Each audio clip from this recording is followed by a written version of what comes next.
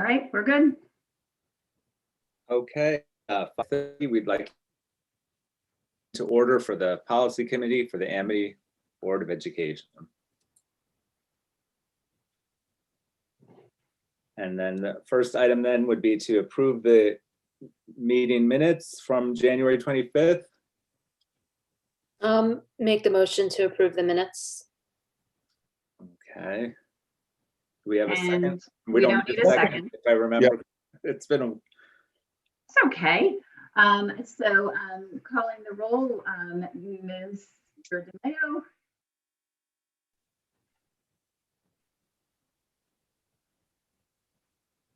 Mr. DeMayo, do you approve the minutes? I do. Awesome. Yeah. Ms. Eichler Yes. and Mr. Howard. yes. Okay, and good evening, Mr. Davis. We just started the meeting and approved the minutes from our last time, so you haven't missed much, and we're glad to have you.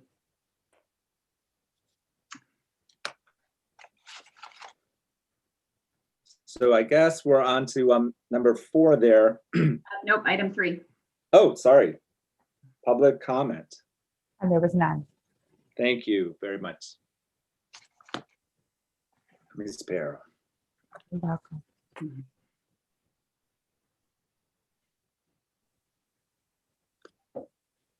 From our last meeting, we had the alcohol use, drug, and tobacco.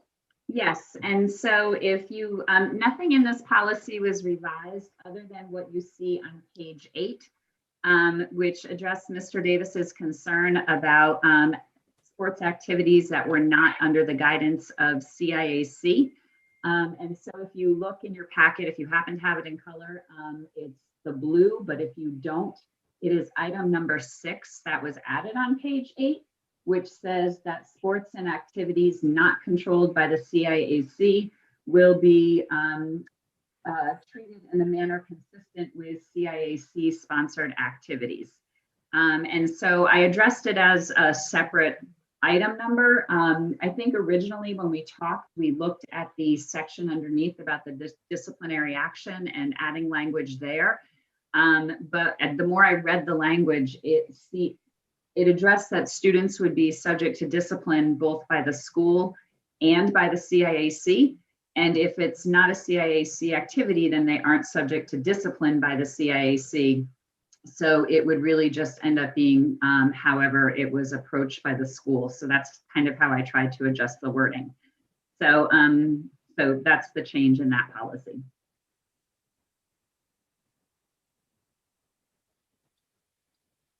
Hey, Jen, I'm connecting from my Chromebook. Okay.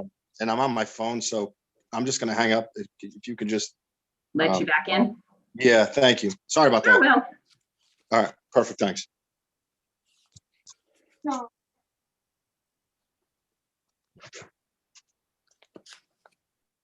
So Mr. Davis makes sense. Mr. Davis looks a little frozen to me. He does. Ah, there he goes. Sorry. No, the language looks good. I read it before. It pretty much addresses what I had concerns about. So, Mr. DeMayo, you might want to turn off your phone because I think we're getting backfeed through that. Steve looks frozen too.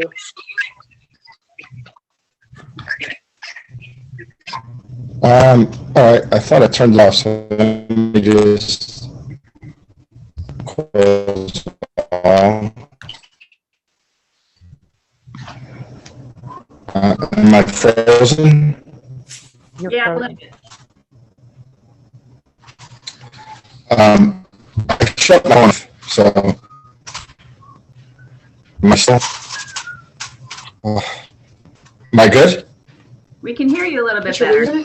Your face is still frozen, but it doesn't look odd. So we keep going. To the phone and not on the Chromebook? I don't know. Was it better the first time?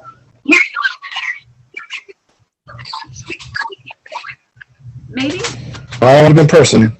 It is what it is.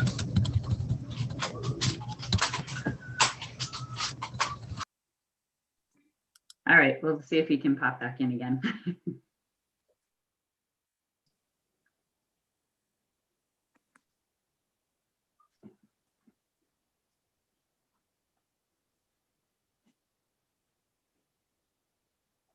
So Mr. Howard, as soon as Mr. DeMayo returns, I guess we just need a motion and then any other discussion. Okay. And there he's coming back, it looks like. All right, I'm back. Is this You're better? good. Yeah, that's better. Sorry about that. We'll have to do it from the phone. So I'm easily adaptable. Ma'am. Well, thank Put you. that in the notes. So could we do, would somebody make a motion and then we can discuss? We're moving this to, let me make the motion. Yes, and moving it to a second read. Second read. Carol? Yes. Okay. Thank you, Mr. Davis.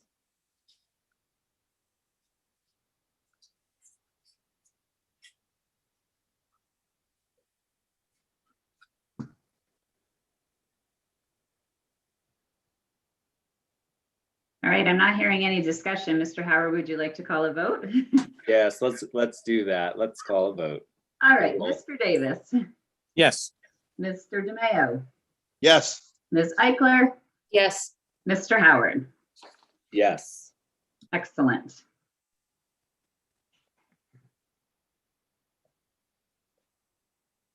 All right, so then the next one is an existing policy from 2009. Yes, so a quick back history on how this even showed up for the board today is our existing 2009 policy did not reflect accurate changes to the law, particularly around the request for special education records by parents prior to a PPT meeting, or even if they just wanted to have a records request. Basically, our current policy actually had two timeframes, a 5-day timeframe and a 10-day timeframe, which was conflicting for us to begin with because it had two different timeframes. Additionally, the 5-day timeframe is old law. The new law allows for 10 days.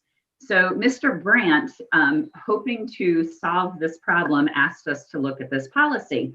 And when I did, frankly, the formatting on our website was terrible. And then there were just things that were about it that just seemed a little peculiar. So Ms. Pero pulled up the CABE policy. It is a meaty policy, to say the least, many pages and long in terms of both policy and regulation. I reached out to Carolyn Dugas, the board's attorney, and I asked her for an addition to see if hers was any more understandable, because this is all statutory. And what we have before you is mostly the policy that Ms. Dugas put together, along with the attorney in that firm who specializes in special education law. And then in a couple of places, we borrowed language from CABE that we felt was a little bit more clear than what was provided by our attorneys. All of this, just so you know, is very specific and related to statute. And we are in the process of developing the regulation that goes along with this. We just had questions out to the attorneys and just got a response back about what we do with the difference between electronic and paper records and how we manage the cumulative files as students move from the elementary to the Amity district. So it was a much needed revisit of something that's pretty significant for us. We're still spending some more time on it. But Mr. Brandt and Mrs. LaPlante, our director of counseling, who's the other person who deals with a lot of student records, we've spent probably a good 6 hours working on this and have a little bit more to go with the regulation. But we're pretty pleased with the policy part as it's presented this evening. Well, thank you for that explanation. That's very helpful. Are you also saying that the last policy, it was inconsistent, but was it also this thorough? Or, I mean, this has a lot more in it. I didn't look at the old one. Yeah, I would say it was probably almost as thorough. But I do think that there have been updates added to CABE over the years that have made it much more specific.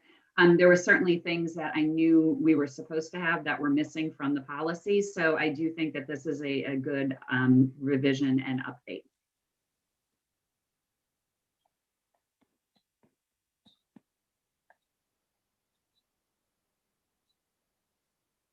So with that in mind, would someone like to make a motion and then we could have discussion? I'll make the motion. This would be moving to first read, right? Yes, that's correct. I'll make the motion. Thank Hey, come on. Any discussion? None here. None? I'm Okay, good. thank you. All right, Mr. Davis, Yes, Mr. DeMayo, Yes, Ms. Eichler, Yes. Mr. Howard. Yes.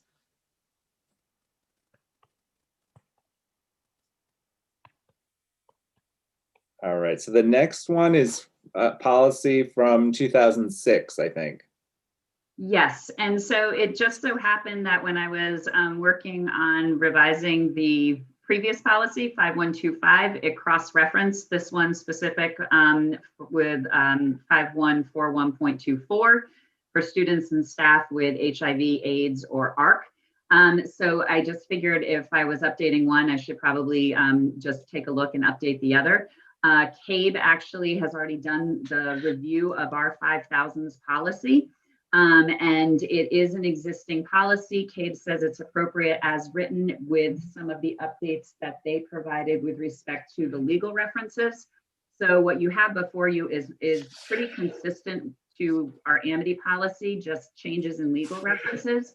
So it would be my recommendation that this get designated as policy reviewed.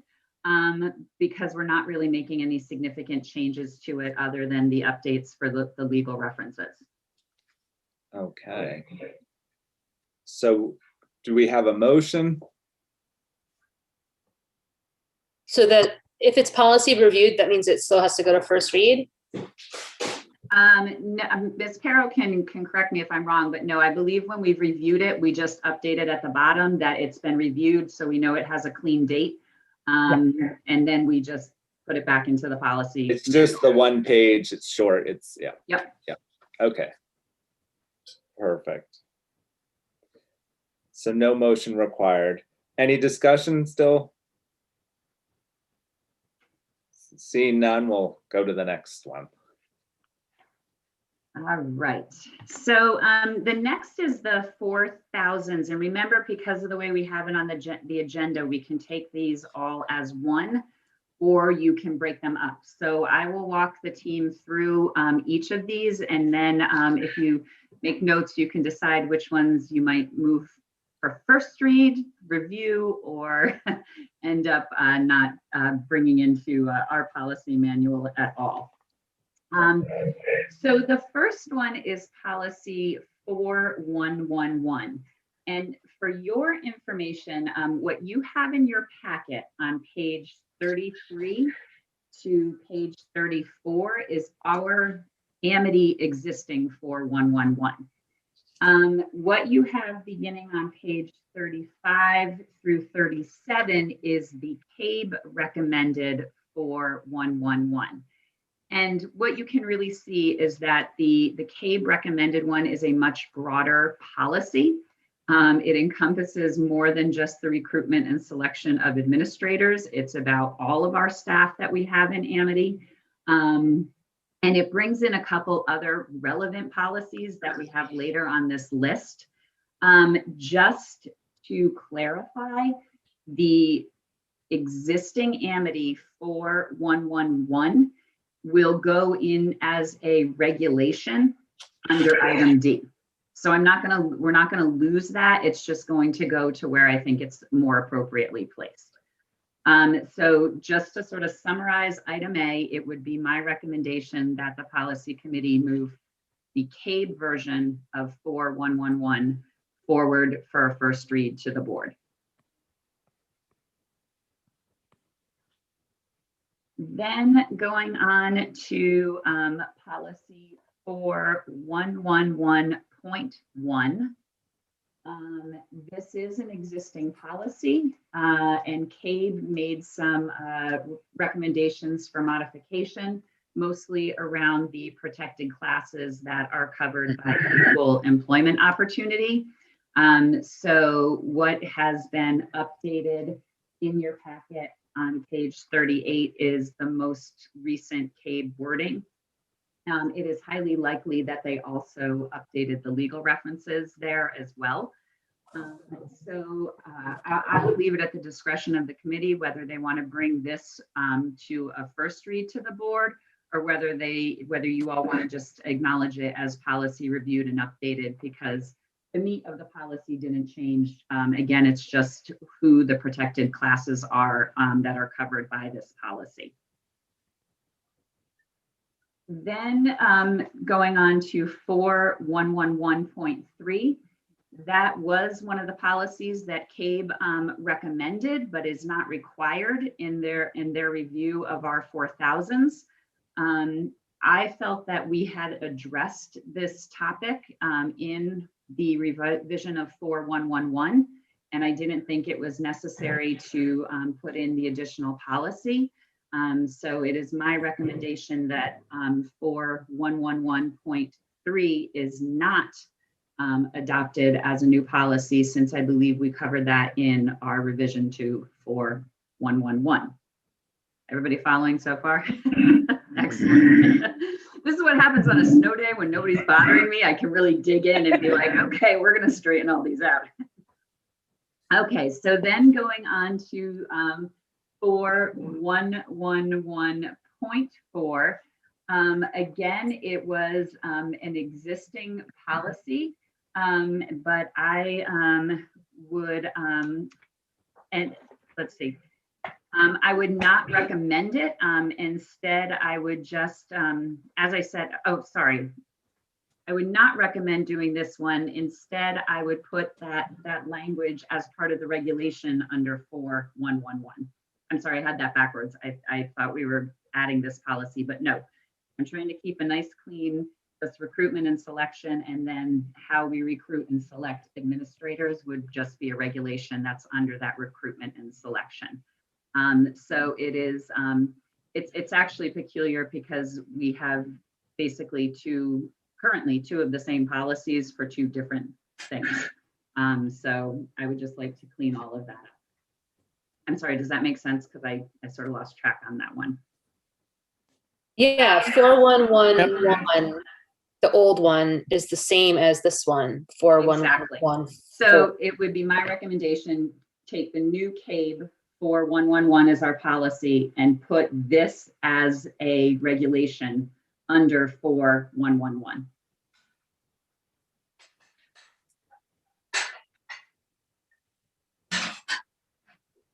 Good for me to go on? All right, so I think though the only thing I did notice was that policy 2151 was adopted September 17th, 2018. Just to clarify, because it said that they were both from 2015, but when I looked it up, it had a different date. Just pointing that out. And again, I think there's some in it's in the 2000s and in the 4000s is somewhat challenging. So we can go back and look at the 2000s if we have to, because my understanding is you can have the same number on both of them, but they don't actually have to be in the same, like, separate series. So, and I really do think it's a personnel, it's much more appropriate in this particular location. But I will have Ms. Pero and I will take a look at the 2151. It may be possible, since it's no longer a policy and it's just a regulation, that entire policy is removed. And if so, I'll bring it back to the board or to this committee next time around. Thank you, Mr. Howard. Okay, so let's see, 4.112. The appointment and conditions of employment. That is an existing policy, and according to CABE's review, it is appropriate as written. And so we made a couple of typographical changes, but it would be my recommendation that we acknowledge that it was reviewed and updated as of today's date, but we don't make any further changes to that.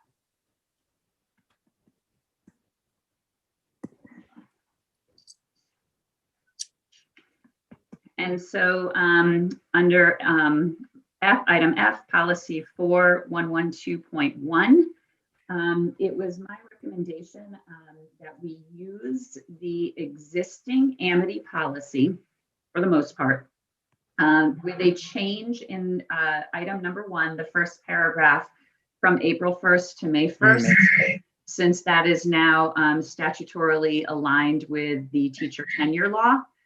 And the other thing is, for clarification, the paragraph that was added that begins all articles and negotiated agreements contracts, that was in the CABE model policy. And I like that language for clarification because it does sort of provide an order of when you work with and pick and select the contracts versus board policy.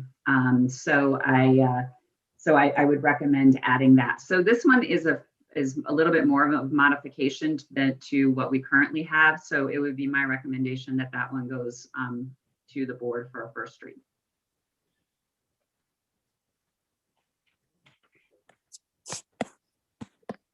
And then policy 4112.11.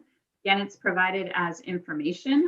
After reviewing this, this is a policy that CABE suggests but does not require, and did not even say it was recommended. It was just a suggested policy for consideration.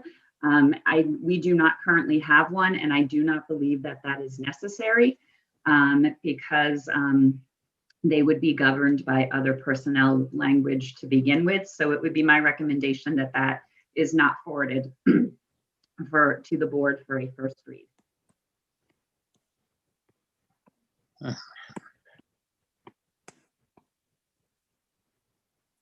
Policy 4112.2, this is item H on certification. It is an existing policy that we have in Amity.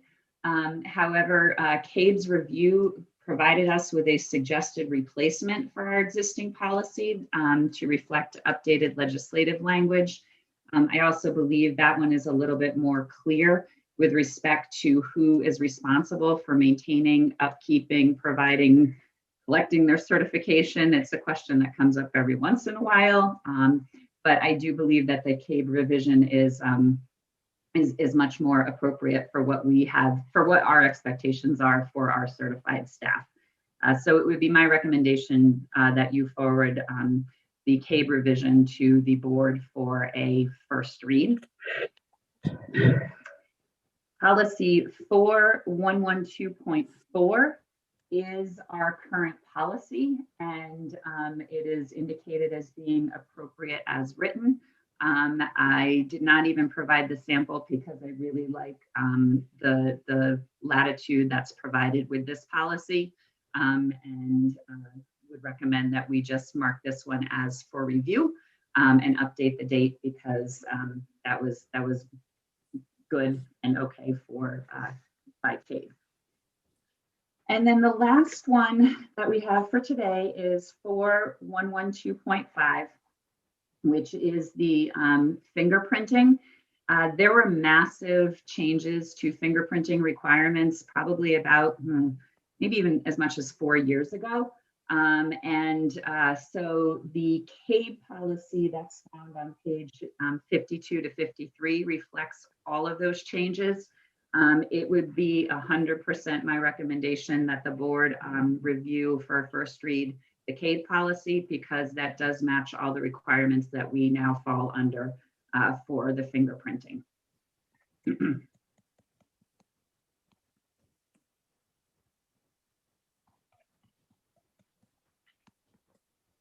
Is it okay to ask questions now? You sure can. Well, maybe, well, yeah, I guess it depends on if you want to make a motion to move the policies forward as presented, or if you want to split them up, or you can just ask questions and we can figure that all out later. That may be easiest. Okay. Yeah. The only question I have is about the certification requirements. Yes. So this is basically saying that the school district doesn't have the responsibility of like informing teachers if their certification is going to lapse, or because I'm assuming that the district has to keep track of who has their certifications intact, right? But it's not the responsibility of the district to.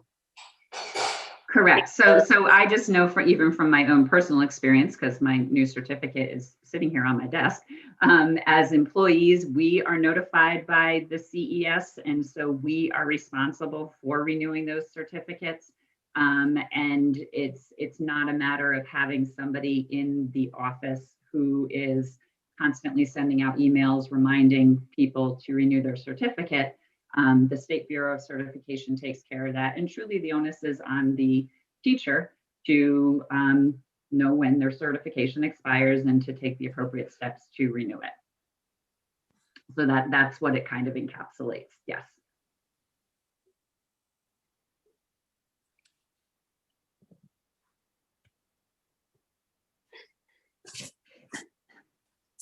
Jen? Yes. Question. You, I believe, recommended, going back to 4111.1 and 4111.3 on equal opportunity employment, equal employment opportunity. Yes. You are recommending that we just keep 411.1 and not include 401.3. Is that correct? That is correct. Because 411.3, I believe two things. I believe one, it is covered under 4111. There is a paragraph in the revised 411. I think it is actually the second paragraph that addresses the recruitment of individuals so that it represents the heterogeneity of the population, and that it is not specific to the recruitment of minority personnel. Right. So basically, though, we do not have any type of policy that would be considered a minority recruitment policy currently. And this one, 401.3, is a minority recruitment plan, whereas 411.1 basically just says our employment, the employees will mirror the racial and ethnic composition of this community. Yes. Okay, that's and I hate to, in some ways one would seem to contradict the other. Yeah. So and I struggled with that because I don't want to necessarily have one policy that's contradicting the other. So I did feel that 4111 is much more broad and and really addresses the concept of quality candidates, period. One thing sorry, go ahead. No, go ahead. One thing that I was thinking of with 41113, although the minority recruitment plan, this sounds really, this goes into depth. Having this policy holds us to practicing actually doing this the way it's spelled out. And so having a broader policy then gives us the freedom to recruit, what minority recruit or otherwise recruit without having to be held to all of the text that's in 4113. Does that make sense? That it doesn't mean that we're not necessarily not recruiting this way, but if you have the policy, that means we are held to doing it this way. Does that make sense? Yes. That's part of the thought. I agree what you're saying, limits, or places stricter limits on how we recruit or try to recruit people with different racial, ethnic, and economic backgrounds. But I think that first sentence in 411.3 might be a pretty broad statement that could be added to the current policy that we have there as kind of a way of indicating that we believe that interaction with people from different racial, ethnic, and economic backgrounds is important to the quality education and the need to provide our students with that opportunity. I mean, I'm just throwing that out there as a beginning. I think so we could go one of two ways. If we felt that sort of first statement indicates the board's commitment to a minority recruitment program, that could be added to the 4111 as presented so far. We could also take a deeper dive and revisit 4111.3 completely and craft something that's significantly more simple than what's presented before you, but that puts it as a standalone policy. Mm-hmm. So I think those are two possible ways to go. Right.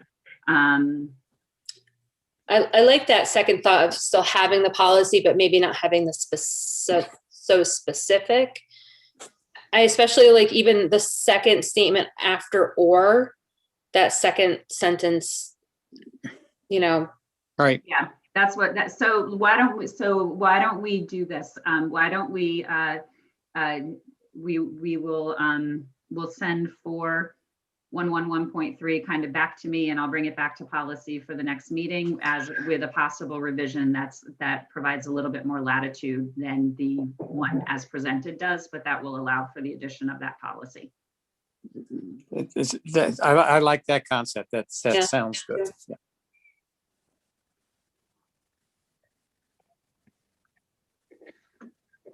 When I look to see what the sending districts have, really only Orange had that as a policy, Orange Elementary School System, as a standalone policy. Yeah.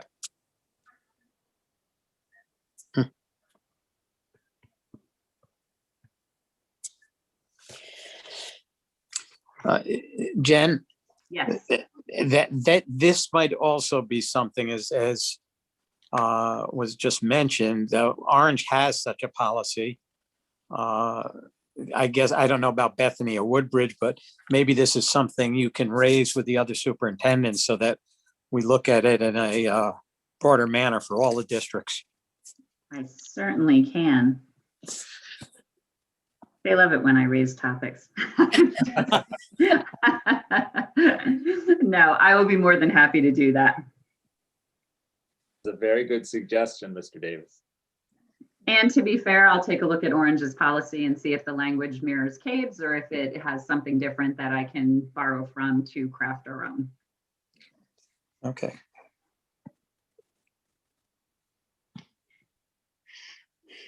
Any other discussion besides the certification that we had, or anything else among those?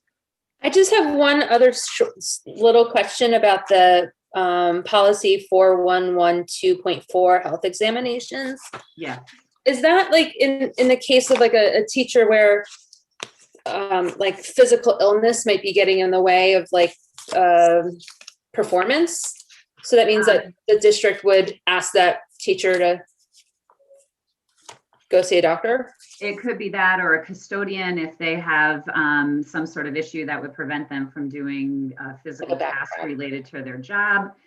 So yes, it would be in any sort of circumstance such as that. And it could be connected to ADA accommodations. It could be connected to just making sure that they were fit for performing their job responsibilities.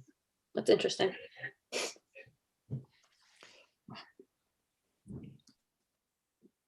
I've never thought about it in like the sense of The custodian example makes total sense, but in a lot of other professional positions in the school district, I can think of situations where that would be necessary, and that makes sense to have that as a policy. So I like seeing that.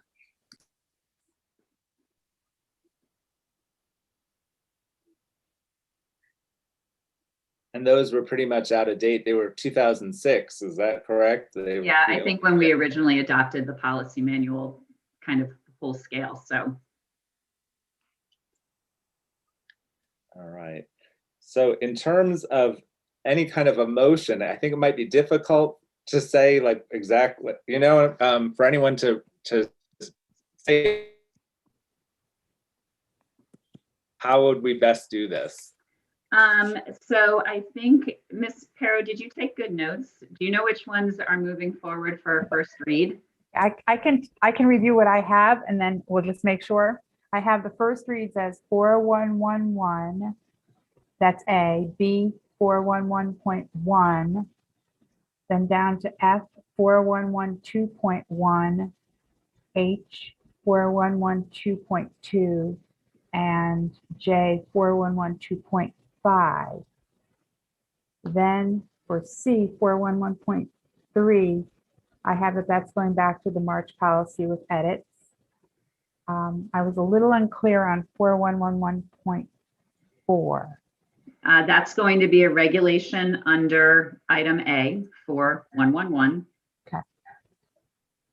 4111.2 is just reviewed by policy today at this meeting. 4112.11 we are not considering, and 4112.4 is another review on February 22nd. So that's what I have for all of those. So Mr. Howard, if that review matches everybody else's, then you could make a motion to move those policies either forward to the board or, for review as presented. So would someone like to make that motion? I'll make that motion. Wow. Thank you. I was gonna make the motion, but Hey, beat you to it, Steve. good job, Paul.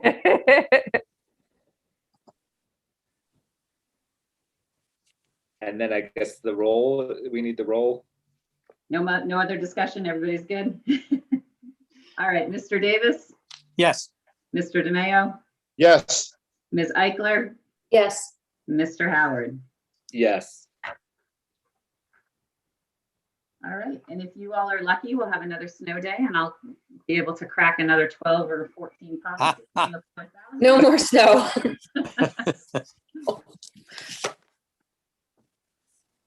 Well, do we have a motion to adjourn? I'll make that motion. Thank you, second. Mr. DeMayo. I will not call the roll, but if everybody's in favor and you'd like to say aye or wave your hand, that's wonderful.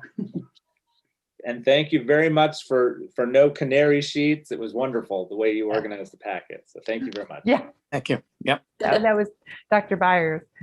Thank you, Dr. Marks. I'm a little less distracted when I'm in person. Sorry about. So doorbells ringing and kids running around. So all good. Sorry if I was not as attentive as I Animals, normally like, yeah. That's the world of Zoom.